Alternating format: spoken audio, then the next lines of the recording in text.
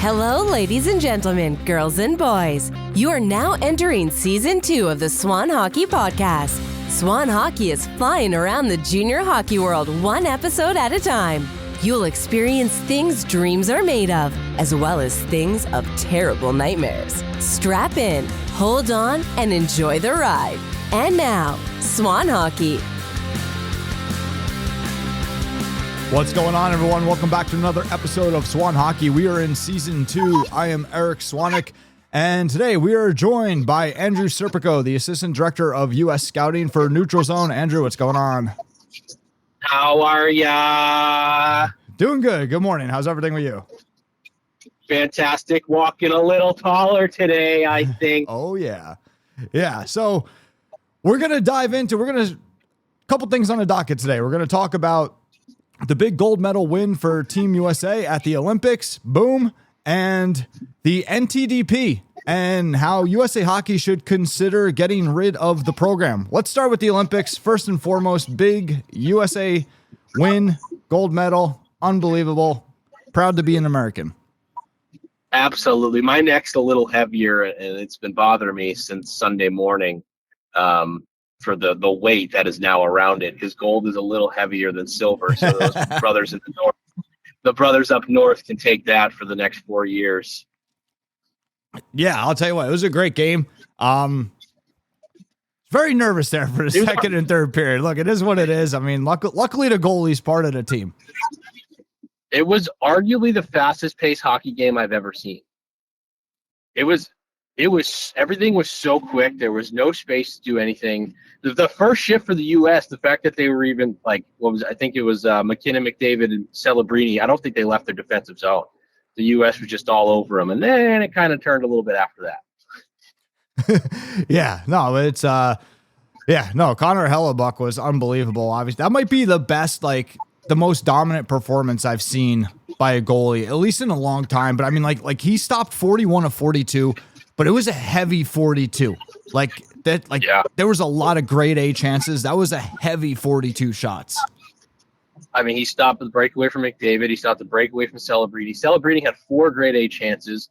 McKinnon, I think, had 5 or 6 shots on net in prime scoring areas. And it's the cool thing is too, because Hellebuck didn't have the big game situation in him that we knew of, right? Every time he played the big game, like in Game 7s for Winnipeg, he played good in the world in 4 Nations a couple years or last year, but you were kind of nervous going in, Hellebuck's starting, he's playing great, but Hellebuck's starting a big game. What are we going to get? And my God, did he ever turn it on? He was so good. It was incredible. And it's one thing I want to point out, too, because so many people are talking about his path, about how he, never played AAA hockey, came up through Michigan high school, and then where he is today. And everybody's talking about how unique the path is. And one thing that I think is so important for people to realize is that's all secondary, right? His path is that he dominated every step of the way, everywhere he's been. That's his path. The other stuff in terms of the level of the teams, that's the secondary layer. So it's one thing that I just see, obviously it's a big headline that he's never played AAA hockey. And a lot of people are looking at it and, it's so unique. But I think so many people are missing that, hey, that's secondary. He's dominated everywhere he's ever been. So for all the players out there, all the kids out there growing up, you got to dominate. You got to perform. Say it all the time. Performance is king. You got to perform, and that was the primary in his path, is that he performed and he dominated every step of the way. I mean, I'm looking at his numbers now, it was crazy. High school, his last year high school hockey, that's as far back as it goes. 930 save percentage. Odessa Jackalopes in the NA, 930 save percentage. Talk about consistency, right? UMass Lowell, first year, 24 games, UMass Lowell, 952 save percentage. Then 29 games, UMass Lowell, 941 save percentage. That's insane. Yeah, I mean, it wasn't I don't think it was from lack of ability. So this story goes, his parents couldn't afford between him and his brother to both be traveling the country and playing AAA, so they picked his brother. Yeah. Obviously it more than worked out tenfold. We said this last time we were on the podcast together, just be the best where you are. I think it was even shaky too when he got the UMass Lowell. I'm pretty sure he got pulled in like the first or second period of his first game. I think he did. 4. It was something like that. And then, he still had a tremendous college career. So, like I said, as we said multiple times previously, be the best where you are. 100%. And that even goes back to, the podcast episode last week, which I know you listened to, where Bill and I were talking about players playing, that whole argument between tier 3 and U18 and all that. Like that even goes back to that, where it's just so important. You got like it is what you make of it. You got to dominate. You got to perform. Yeah. Well, he definitely dominated against the Canadians. He's got to thank a couple of people. One of them is Nathan McKinnon for missing the 5-footer from into virtually an empty net. He's got to thank Charlie McAvoy for making a big save. Behind him, I don't know how he did that or decided to get there, but that was a total team effort. It's not even like Hellebuck was out of position. It's just a mad scramble, and McAvoy just made a huge play at the right time. But, I mean, he was making big save after big. He just looked comfortable, too. At no point I'm not the biggest goalie guy, but like at no point did he look flustered or like when he was getting peppered, it was just shot after shot and chance after chance. He didn't look out of sorts. He seemed so confident the entire 63 minutes or whatever it was. Yeah, absolutely. Like he was calm and in control. And that's where I think Jordan Binnington was not in my mind, right? And you probably saw the same thing. You've done enough goalie sessions with me over the years where like he wasn't setting his feet. He was sliding, he's being aggressive, which is fine. But then he was just continuing to go. Like if you watch a lot of the replays, he's sliding out of the net. He's continuing to slide forward. And that's what happened on that final, on the Jack Hughes goal. If you look back at it, Binnington's feet were never set, right? He comes at him and he just keeps sliding out. Very hard to make a save drifting forward. Drifting back, you can make a save. Drifting forward, very, very hard. Yeah, I mean, it's very difficult to do in hindsight. 2020. If Jack Hughes hit the brakes, Binnington would have slid into the corner. Yeah, completely. But to your point, Hellebuck was very calm, cool, collected, in control. Matt Boldy hit Binnington with the Canali special on the B-way. Oh,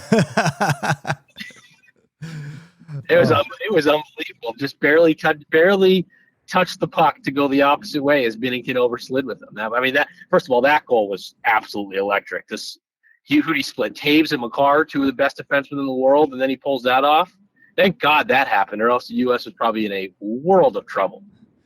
Well, that game, like I said, I mean, Hellebuck was great. I think that game could have easily been 4-5-1 Canada. But at the same time, we do got to give the rest. I mean, at the end of the day, it is a team effort, and I think USA definitely lacked in several areas, but they were good. They were very good in certain areas too, right? You said like even with bailing Hellebuck out on some stuff, but I mean, in my mind, Hellebuck was the player of the game. They don't win without him. Absolutely. If another goalie's in that net, I don't think we win. And that's not to say anything bad about Odger Swayman, but I just anybody else. I mean, Hellebuck was great. Hellebuck was great. I mean, now let's pivot into the next point. USNTDP. Okay. All right. I think USA Hockey needs to seriously look at getting rid of this program. I do not think it's worth the money. I think that while it's a nice program and I think it does some great things, I just think it's time to look at what else we can do with the resources, where else those resources can be spent. We have other problems right now in USA Hockey that I think we will get a better bang for the buck somewhere else. And I know a lot of people listening to this at first are going to be like, well, what are you saying? We just got done talking about gold medal win at the Olympics. Now you're saying, let's look at getting rid of the program. Bear with me here. So I think it's time for USA Hockey to look at that for a few different reasons. I guess first off, what are your thoughts? And then we'll kind of dive into it. So I'm indifferent on both situations. I could see both points. I do want to bring up, so there was, out of the entire roster, I think it was 7 guys who didn't grow up playing in the program. The rest of the team did. I want to say at one point, like 8 or 9 guys all played at the program together at one point or another.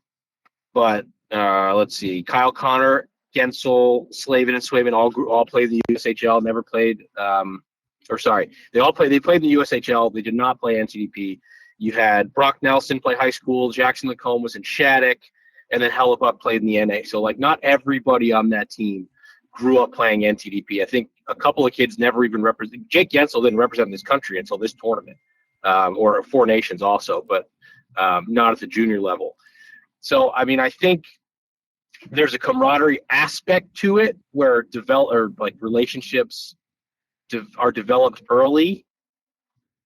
But these guys, they start their development with the national program, but then they all go to the NHL, and that's everything's accelerated there.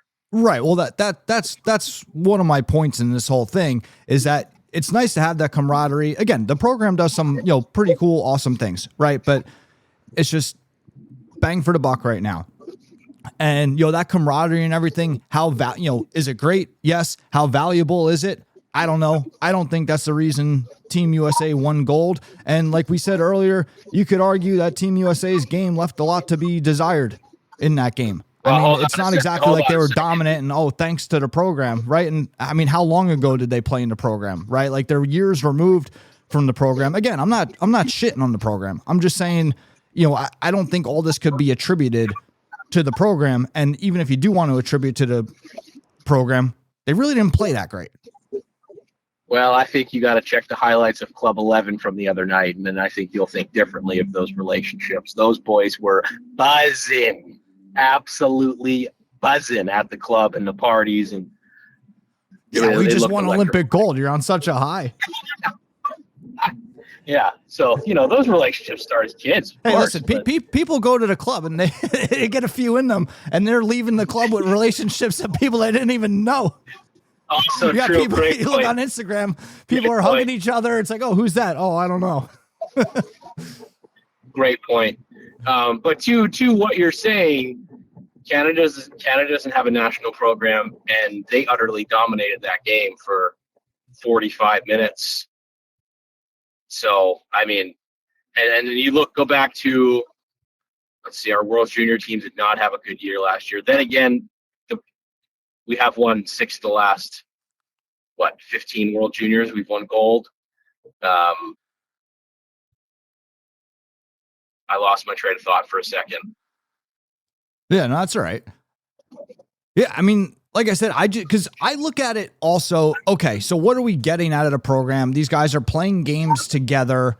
But again, even so, times have changed, right? Everything we're talking about, these guys that just won Olympic gold, they came through the program in the old system, right? The new system now with the changes with the CHL, college hockey, the program, they're not, we got high-end guys choosing not to go to the program, right? So it's kind of like we developed this program to develop the best American talent at these specific birth years, but we're not necessarily getting it anymore. So why are we spending the money doing it when it's not really going towards what it was meant to do? And then the other thing is, okay, we have another problem with the USHL, with their battle against the CHL, the USHL desperately trying to make up ground.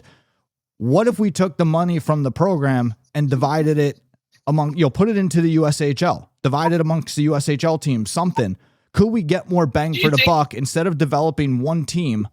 What if we develop the USHL and try to make up some, how much ground could be made up? That's to be determined. But what if we started trying to build our US league instead of just this one team, which really doesn't seem, again, like I didn't think they didn't play that great against Canada. I mean, the USNTDP just lost 2 games last week at the NA top prospects. Like, they went 0-2 at the NA top prospects.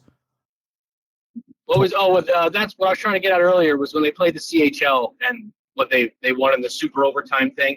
But they didn't play well in either of those games. The CHL, I don't want to say dominated them, but they definitely had their way with them.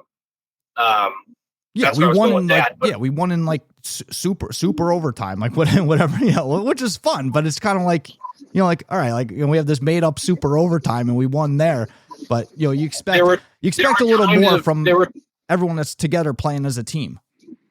Yes, there was a lot more times of dominance coming at us than it was going for us. Yeah. Do you think, like we said earlier, with players like some of the top players not choosing to go NTDP, do you think there's going to be a ripple effect now that the U.S. won gold and like players are going to be a little bit more like not intrigued, but like, I don't want to say intrigued or patriotic, but make the decision to go to the program because of what just happened? Like, is there going to be a bump that we just won an Olympic gold? Are players going to see that and say, well, that sounds like a better opportunity for myself and something my family, you know what I mean? Like, yeah. And I think you'll see it change anything. I think you'll see a bump in the question. I think a lot more, you know, for the next 6 months. I think you'll see a bump in the question for the next 6 months. I think you'll see more players having a more in-depth conversation with their agents or with whoever. And then I think at the end of the day, you're going to see them still choose to go wherever they want. Like, I don't think this is going to make them make a different, I don't think this will be the reason for a different decision, but I do think this will be a reason to raise the question or to weigh the options for a longer period of time. But at the end of the day, I think everybody around the player, the agents, you know, I think they're still going to do what they think is, you know, I think they're still, I don't think this is really going to change their opinion. And like I said, I think the rise in the question, I think, is only going to be for probably about a 6 month period of time. I mean, come this time next year, I don't think anybody's even going to be thinking about it anymore. I think yes and no. I think there's going to be some kids that see it a little differently. Some kids are going to be, you know, a little more uncaring, essentially, not worry about the gold medal, and you know that could sway their opinion. I think there's going to be a little bump. I think long term, you're probably right, but short term, it definitely helps. Yeah. Oh, it definitely helps. I mean, it helps the sport. It helps everything. I mean, I would just really like to see them focus on growing the USHL, because I think, you know, and look, you and I have always been fans of Major Junior. You and I are American. The way I feel, and I assume you feel the same way, I would love to see the USHL get on par with those guys. I would love to see it. I would love to see the USHL be on par with the Ontario Hockey League one day. Would absolutely love it. Yeah. I mean, you know, and I think the USHL teams feel the same way. I mean, you look at some of the teams that have explored leaving the USHL and going to Major Junior. I mean, I think that they wish that they didn't, you know, have to explore leaving and going to a different league in a different country. I think if you gave them the choice, they would say, hey, listen, we're proud of this league. We're proud to be, you know, under USHL. I think they wish that the league would get on par with the CHL. And it's a tall order. It's a long road, but I think you could start making up ground by really putting the focus, you know, on that. The other thing that I've heard is that the NHL, the money they give, I've heard the NHL gives money to NTDP, many millions. In fact, the number I heard was 8 million. I mean, imagine if that got divided amongst, you know, the USHL teams, right? That's about $500,000 a team. I think it comes out to about, you know, $23,000 per player. You know, if you divide it up like that, you know, imagine being able to put in $23,000 more into each player in the USHL just from that. I mean, you could start to do some things and make up some ground, I think. What is that? You think that $23,000 a player is going to make that big of a difference, though? I don't know. I think it's a starting point. I think it makes a difference. I mean, because it looks like the USHL is kind of sitting stagnant, right? And maybe they're not, right? But they haven't been very vocal throughout this whole process. I mean, even back when the original rule change, like they've been very quiet during this whole thing. And I don't know if it's because they're very lost or because they're just kind of operating behind closed doors. I think it's probably, you know, a bit of both.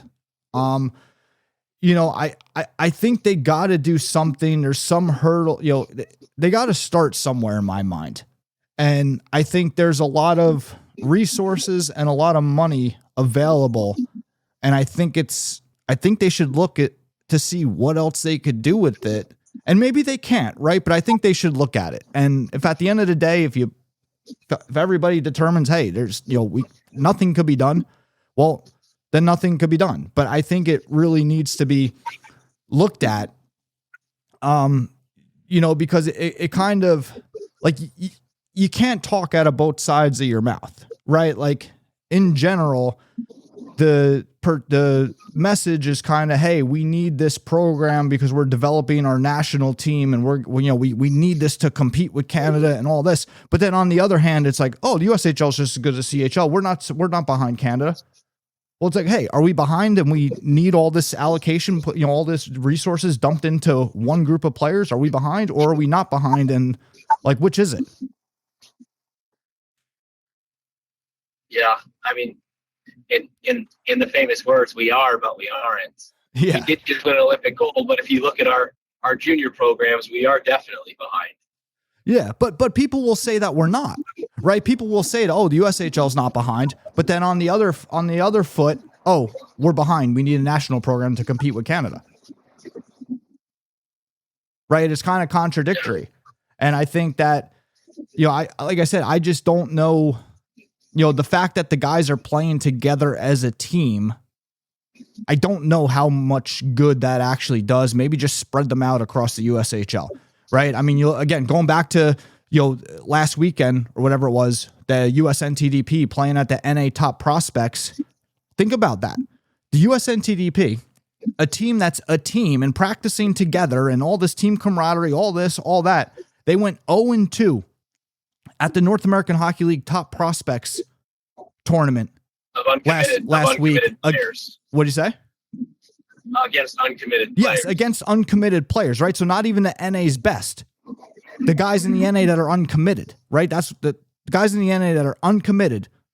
That's who these guys lost to. And it was the NA teams were thrown together, right? The NTDP is supposed to be a team, systems, camaraderie, all this, lost to a bunch of guys that randomly just played together for the first time that are uncommitted from the NA. Lost twice. I mean, it was a mix. I understand it was a mixture of 08s and 09s, but like they play the same systems essentially. They play the same game. That 08 group is not the best. They're not going to have. They're probably not going to have a first round pick in the draft this year, which is kind of unheard of. So you could chalk it. Not the best group, but you're right. You can't. You have USA Hockey. It's on a pedestal, right? You hear the national program, and it doesn't matter who they're playing or what age group it is. You expect them to win, and to go 0-2 in a situation like that's tough to look at. Yeah, especially if you're getting all this money from the NHL, and now you're losing to a group of guys that they're trying to get guys to come to main camp to get money.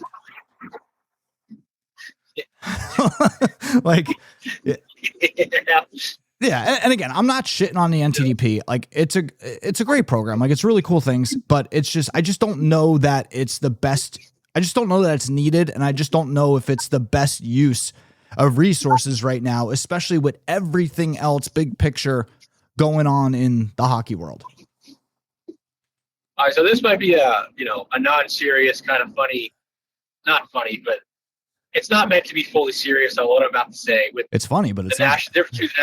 It's funny, but it's not. Between the national program and Canada, if you explaining that last shift in overtime of the Olympic gold medal game, you have the three of the best players in the world, McDavid, McKinnon, and Makar on the ice. Now, if you watch the shift, there is I don't know if you want to chalk it up to laziness or exhaustion, but like McKinnon and McDavid didn't even take a stride to get back into the zone whatsoever. They're just like, hey, you guys got this. We're going to take the 2-on-0 and go the other way. Now, those are two of their best players. If you look at the U.S., two of their best players, let's say Jack Eichel and Austin Matthews, you can argue one way or the other. Those are two of the best defensive players on the team. So I think the program is building – let me backtrack. It was probably instilled at a younger age, the full 200-foot game where Canada's top guys are strictly one-way athletes. I know that's a one simple shift, but like those guys are just offensive juggernaut powerhouses where the U.S. is more built on a full 200-foot game.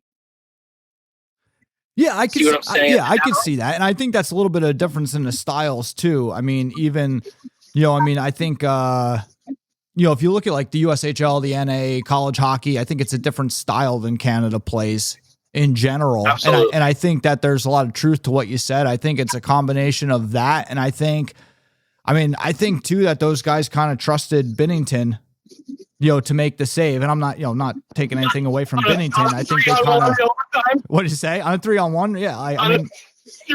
Yeah, you got it. Yeah. Like I think they took a gamble and they lost. I think they knew, hey, if he makes this save, we're gone the other way. And I think they took a gamble and they lost. And, probably wasn't, the right time or right place to gamble, at least not one of them, right? You don't need a 2-on-0, a 1-on-0 would have done, right? Somebody could have got back. And I think, and again, that's important for like all players to realize, like, it's the same mistakes at every level, right? Like that's something that even the youth guys could look at, like, hey, like attention to details, like, or maybe those guys got a little ahead of themselves, right? Big, literally world stage. Hey, we could be the hero. We could be 2-on-0 the other way. Like, they're kind of thinking about that instead of, playing in the moment of, hey, I got to get back, try to lift a stick, do something. So that's something that, the younger guys could look at and say, hey, like, look, like this stuff, it happens, at the older levels. It's the same mistakes at every level. Absolutely. I mean, it could be exhaustion from them having to go every other shift since the game against Czechia, but we'll chalk it up as a little bit of laziness, I'll say. Yeah, I think it was a combination of everything. I think it was a combination of multiple different things.